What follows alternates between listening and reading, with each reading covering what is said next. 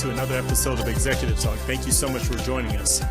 Right now, we're in the middle of an excellent series right now that happens for your business and something that we all need to pay attention to. You know how business is and you know how life is. There's so much that goes into it. So what we're doing is we're tackling the issue of business ownership just a little bit deeper. And again, here at Executive Talk, we want to talk about it's the heart and soul of your business. There's one thing to actually understand the manifestation, your business, the numbers, so on and so forth, but everything for your life is spiritually. And what we have to understand is what happens in your life spiritually will show up and manifest in your day-to-day.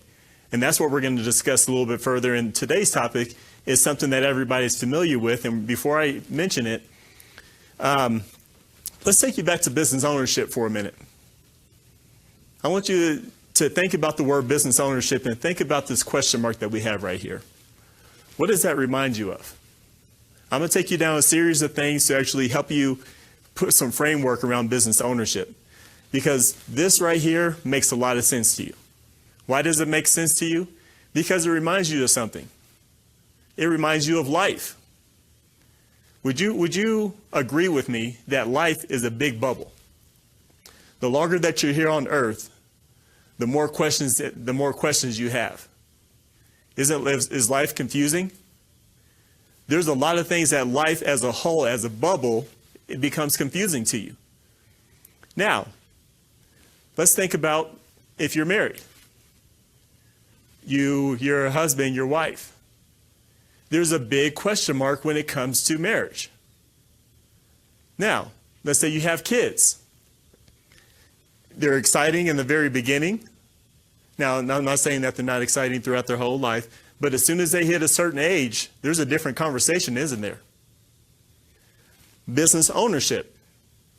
It's exciting. It's exciting that's the fact that you have your own schedule. It's exciting that you have this, but there's a big question mark. In all those categories that I just mentioned, there's a question mark every single day you wake up. Because everything in life is a big question mark. You're trying to figure out doing the best that you can with the understanding that you have. Now, how do we replace that? Let's figure out how do we replace that question mark. The easiest way to replace a question mark is our vision. And what do I mean by that?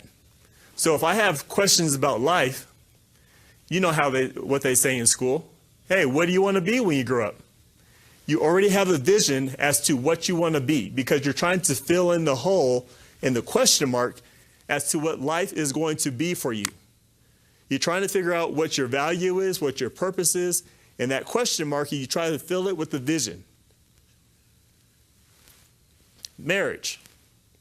When you found your husband, when you found your wife, you didn't know what was going on. You just knew that it was exciting and that you can fill up. So part of your trail was you're actually filling out a vision. You had a vision for what it would look like if you were to marry that person. That's how you actually filled that question mark when it came to marriage. And so part of that marriage and part of that development is based on your original vision as to what it could possibly look like. Because again, truth is you were uncertain about the end result and the nuances on the day-to-day basis. Kids, you had a vision for what you were going to teach your kid, what school they were going to go to, what area, what they were going to be when they grew up. You had a vision. Because again, the vision replaced the fact that you did not know what the nuances and what the day-to-day activity was going to be. Well, back to business ownership, it's the same thing.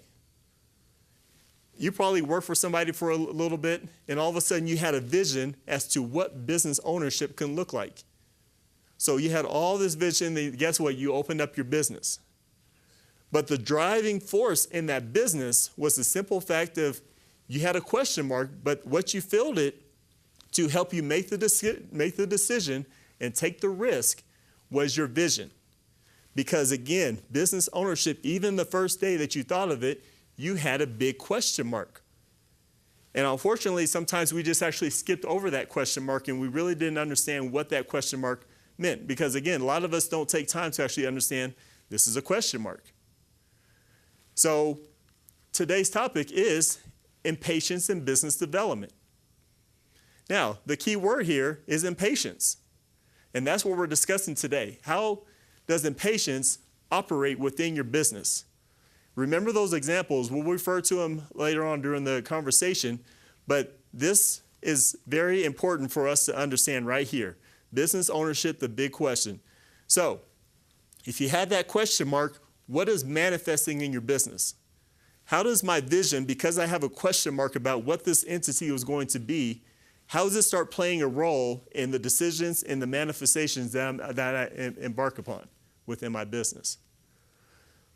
So last week, and I encourage you to go take a look in the archives and make sure that you watch the show so that way everything combines and you can make sense of all this. But work with me today. We're going to operate off of Genesis 2:25 to help understand impatience. Adam and his wife were both naked and they felt no shame. Now, this is the close relationship between God, Adam, and Eve.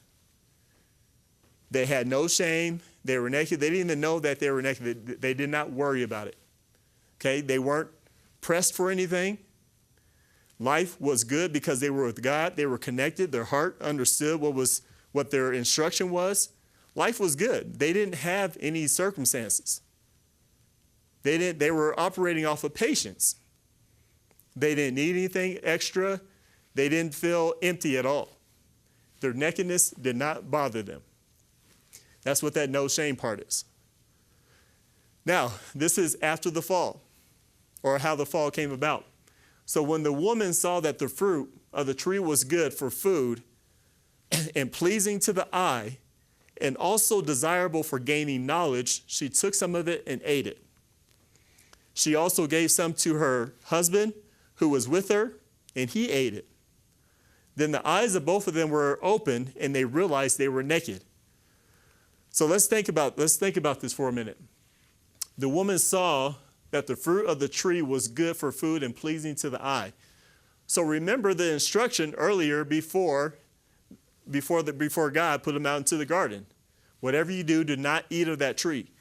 So when the enemy gave his instruction pointed not towards what God said. He manipulated what God said, and he pointed them towards sight and appearances.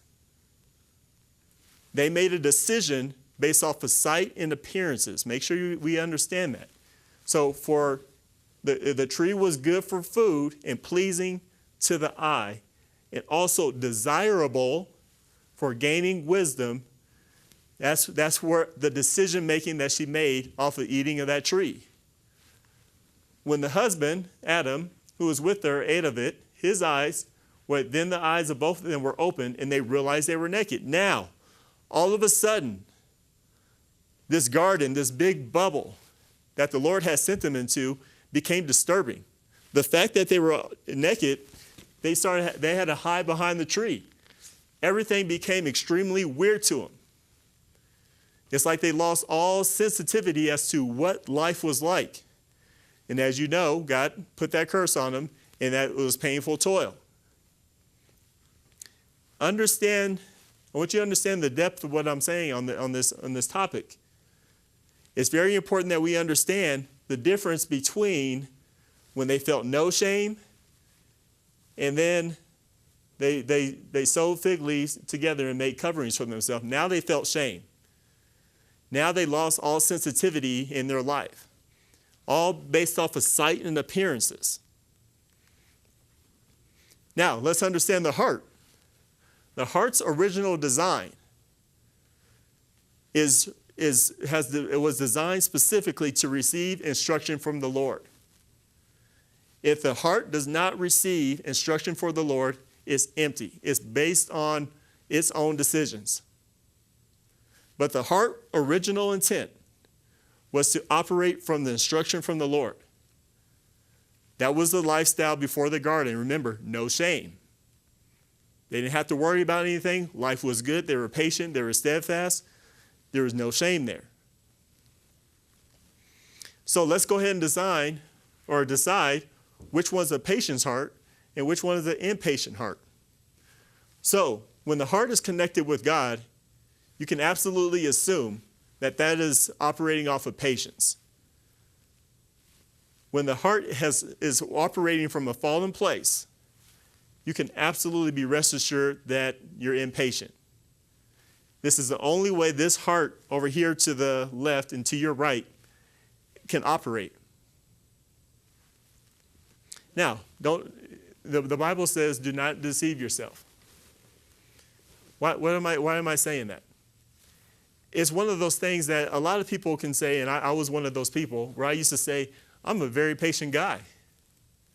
Well, guess what? I was patient because I always knew the end result. I had the end result in mind. So I was patient for an extent with a clause in the back end.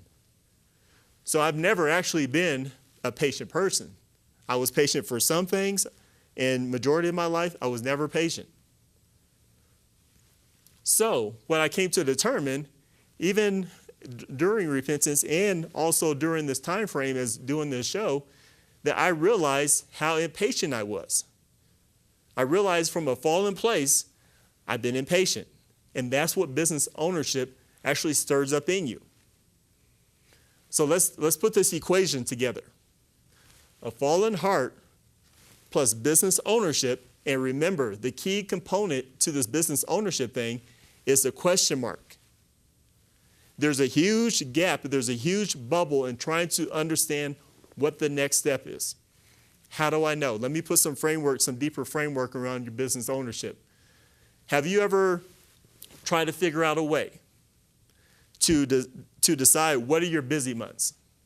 Have you ever said, well, from November to January, those are my slow months. And then from June to August, those are my other slow months. But then the rest of the year, those are my busy time frames.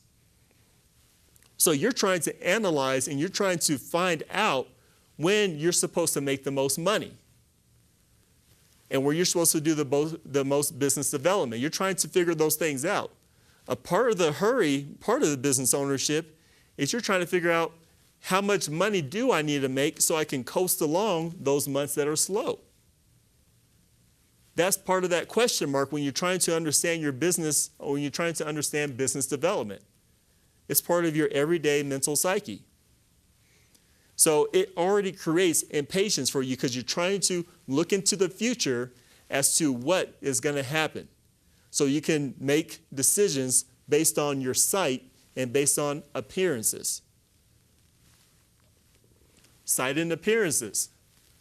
This place right here, when we operate off of sight and appearances, is the worst place we can operate off of. Let me help you understand something about the enemy and God, the difference. See, God, he knew the plan from day one when you were born. And he also knows the plan for you that he had for you to the day that you pass. He already knows the journey. The enemy knows nothing about your journey. So in order to maintain, remember, how did they fall? How was the enemy able to gain control over Adam and Eve based on that time frame? He tempted them. He showed them sight and appearances. Look at this. This is beautiful. Look at this tree. You want some knowledge? It was sight and appearances that he tricked them based off of that. So sight and appearances is the enemy's end game for your life every single day. He has to work 10 we can put any number on it, but I'm going to say he has to work 10 steps ahead of you in order to keep and maintain sight and appearances. Sight and appearances, based on the fact that we're fallen from sight and appearances, are you at your best place or are you at your weakest point of decision making? You're at your weakest point of decision making because that was the fall. So that's the enemy's purpose, is to keep you here at a fallen, keep your eyes down, keep your brain down as to what your day-to-day looks like. So all you're doing is reacting. So if all you're doing is reacting, how can you say that we're patient? That's what impatient looks like. Okay? It's I'll react to the moment, I'll react to the moment, I'll react to the moment, and that's all you can see, because that's what sight and appearances offers to you. John 10:10, we have to understand how the enemy starts this journey. Because when the enemy, he's got to work. He has to work as far as preparation, and he also has to manifest. So whatever he prepares over here, as long as you're from a fallen place, he has to keep you far removed to maintain the direction that he's trying to take you, which is death in your life. So we got to understand the enemy's schemes. John 10:10, the thief comes only to steal, kill, and destroy. 1 Peter 5:8, your enemy, the devil, prowls around like a roaring lion looking for someone to devour. Think about those two scriptures there. If you add those up, he's looking to kill, steal, and destroy, and he's looking to devour you. What does he look to devour? Your heart. As long as your heart's destroyed, as long as you're operating from a fallen place, he can put whatever in your course. But our lack of knowledge leads us to perishing. Proverbs 14:12, there is a way that seems right unto a man, but in the end it leads to death. Now, why did I put that particular scripture? It's part of this impatience bubble and trail that the enemy is trying to work in your life. So if you're going to operate off impatience, he has to make sure that everything in your pathway seems right, but in the end, oh man, how do I fix that? It's almost a point of no return, because what do? That statement should be a sign right there. Well, how do I fix that? What do? In return, you compound interest and you try to fix that. You're trying to put a Band-Aid over a situation and keep on Band-Aiding the situation. So that way you're further removed. That's what this scripture means. That's what the enemy wants to do to your life. And it has to operate off impatience, and it has to operate in whatever vehicle you don't understand how to operate. Meaning business, even business development, because of that question mark. So the perfect storm for the enemy is this. If your heart's fallen and you have questions about your worth, your value, and where you're at, and you have business ownership and you have questions as to what this thing should look like and how this thing should go. Am I doing a good job? Am I in the right business? Should I pick a different business? If you're operating in those, that's the perfect storm for the enemy. Because again, it's another bubble where you're trying to fix something. So what's the most important value that you seem to put in to actually help you make sure that you're doing the right thing? It's money. Money, there's a way that money, once it's in your pocket, take a deep breath. Okay. All right, if I get more of it, then I know that, something happens to you when it comes to money. But again, as long as you're operating from a place of, I have questions about what my life is like, and you have that into a question such as business ownership, it's a perfect storm. Every decision that you make is inconclusive. You're not really certain about why you're doing it either. The enemy preps the heart. An empty heart manifests idols to cover the vulnerability. This doesn't feel good. If I told you I'm not really for sure what the heck I'm doing, would you talk to me anymore? You probably say, yeah, Maurice, that's cool. I understand. I'm sorry that you're in that place, but we'll talk later. You probably wouldn't talk to me again because you're like, well, why don't you know what you're doing? What's going on with you? Okay, that's a vulnerability issue of not knowing what you should do and where you should put your efforts. It becomes a huge vulnerability issue. But the only thing you have to back you up when you have this question mark of your heart is sight and appearances. It's the only thing that keeps you from believing me and questioning what I'm doing. And the idol, again, number one idol that I'm looking for is I'm trying to get as much revenue within this business to keep you from asking questions about what I'm doing. Now, let me give you a quick example. Have you ever been that business owner? They tell you in business all the time, no matter if you're doing good or bad, just keep your game face on. So, hey, Maurice, how's business? Hey, I'm doing great. It is awesome. I cannot believe this is happening. I am so excited right now. When in your heart, you know that you're disturbed and that you're struggling, you have a lot going on. What am I trying to do? My smile, my statement kept you at bay. I kept you at sight and appearances, the same place that I'm operating off of. I'm not going to sit here and tell you that I'm impatient and I'm not really for sure what the next step is. I'm going to go ahead and give you my sight and appearances so you won't ask me any more questions. Because think about this statement. How much does this play out in your life? And how much does this play out in your business? Because as a business owner, let's think about the conversations that you may have had. Hey, Mom, hey, Dad, you know what? I'm going to be a business owner. I know this is the right decision. I'm going to take my family everywhere. This is going to be the best thing for me. Now, you didn't come from the background of business ownership, but all of a sudden you're going to be a business owner and you're going to take that leap. So I've already had one conversation. The second conversation is your husband, your wife. Hey, I'm going to be a business owner. It's going to be great. We're going to go on more vacations. You talk to your kids. You guys want to go to Disney World? Hey, I finally have the means to do it. Okay? You're talking to all your colleagues. You're talking to all your business owner friends. You know what? I love this business. This is the best thing I'll do. So what you're actually end up protecting above all else is you're not actually operating your business. You're protecting your decision that you made. The fact that I'm going to keep you over here because I'm going to put so much effort to protect the fact that this was a good decision. I made a right decision by having this business. And have you ever said, I'll do this if it kills me? Think about that for a minute. If you've ever said that, that's part of this whole part of impatience. It won't let you go away. The enemy will not let you come back. But part of it is we end up protecting our decision, and then we'll make the choices and decisions based off of that to make sure we don't look through sight and appearances as making a bad decision. That's the worst thing. So what am I saying in that circumstance?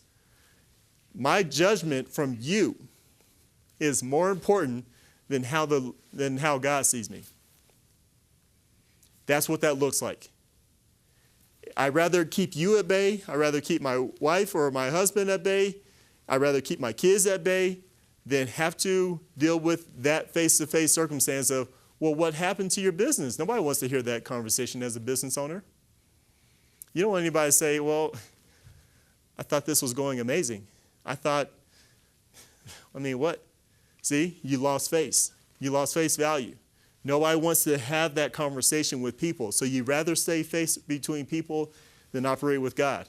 That's how you know the enemy has you operating in patience, operating in sight and appearances. Galatians 6:8 reads, for he that sows to his flesh shall reap corruption from the flesh. Understand, there's some important words for the enemy there. The fact that you're sowing to the flesh, that's where the enemy operates, and that you shall reap corruption from the flesh. The sowing and the reaping of corruption in the flesh is a perfect storm, again, for the enemy. Again, remember, it's a build-up process. And what he's building into is the fact that your lack of knowledge of what that business should look like. The fact that you have another question mark into your life. Now, your heart gets attached to your manifestations. Realize, you got family that you're trying to appease. Meaning, hey, I'm supposed to be a business owner. I'm going to do really well. So your heart's racing and your heart's based on that decision and based on that conversation.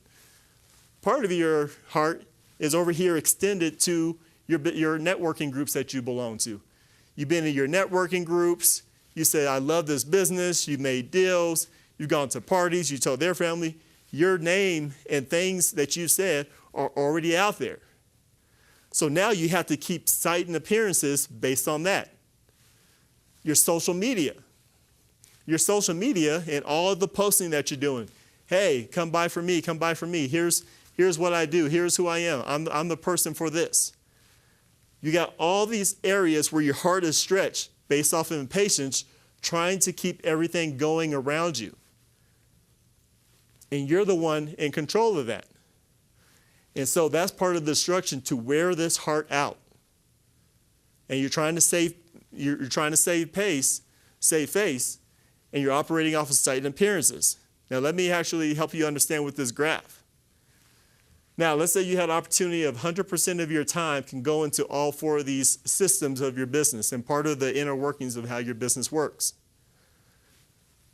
Let's take the actual for a minute, because there's a story there. When you look at your time management, when you look at your sales, when you look at your revenue, when you look at your task, there's a specific statement that comes out that's broader than what you see here. What I see here is 80% of my time management is pointed towards sales, which that time in sales is focused on my revenues, which I'm only dealing with tasks only about 10% of the time. Now, if you read any book, they'll tell you go ahead and spend most of your time generating revenue. I understand that. You're trying to fill that bubble. You're trying to get some things going with your business. But what is this saying? Is this time pointing towards you, or is it pointing towards your customers? It's pointing towards you. So that's how you can actually tell you're in idolatry at this point. That's how you can tell the enemy is pointing you towards everything about you. That's telling you uncertainty is running your business right now. That's telling you that impatience is operating with your business because you're trying to run and get those sales. You're trying to get those numbers. I'll talk to you next week regarding about what it should look like and why this came to me. So my final thoughts regarding this show. Think about this. You got to be a little bit abstract when you think about this particular topic, because impatience sounds like one of those things that you just accept. It is what it is. But it's really not. There's a bigger story behind what impatience does to you. It's its own entity. It runs decisions. You know how it is. Have you ever had those decisions when you're like, why did I do that? Impatience was involved in that decision. And it can take a life of its own. Remember, the Lord doesn't open up the gates because he looks at your profit and loss and say, you know what? Your profit and loss, you're not coming in based off this profit and loss. Are you kidding me? He's not looking at your profit and loss. He looks at the heart. He looks at the whole situation of your heart and why things were what they were. Next week, we're going to actually determine how do we come back to patience and how do we have this as a different scenario. It's going to be challenging to understand. It's one of those things that we want to, but it's hard to do. What I invite you to do is visit our conversation on Facebook, see us on LinkedIn, but in the meantime, we actually have to go. Have a good day.